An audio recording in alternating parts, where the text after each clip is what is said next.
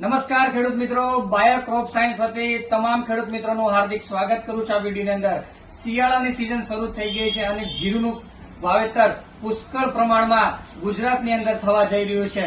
ત્યારે અત્યારે જો જોવા જાય તો જીરાની અંદર ઉત્પાદનમાં જો ઘટાડોનું મુખ્ય કારણ હોય તો એક જ છે, માત્ર નિંદામણ. જો નિંદામણનો કંટ્રોલ કે એનું નિયંત્રણ જો તમે યોગ્ય સમયે ના કરો તો તમારા જીરાના પાકની અંદર 30 થી 35% જેટલો ઉત્પાદનમાં ઘટાડો જોવા મળે છે.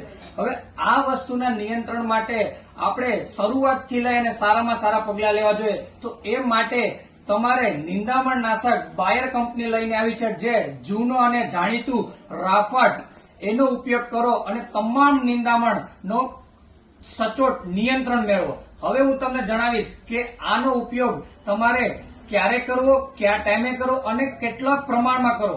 તો બાયર કંપનીનું જે રાફટ આવે છે એનો ઉપયોગ તમે જો શરૂઆતમાં પહેલા પાણીએ 250 મિલી પ્રતિ એકરે પાણી સાથે છોડી દો તો પણ તમામ નિંદામણનું નિયંત્રણ થાય છે.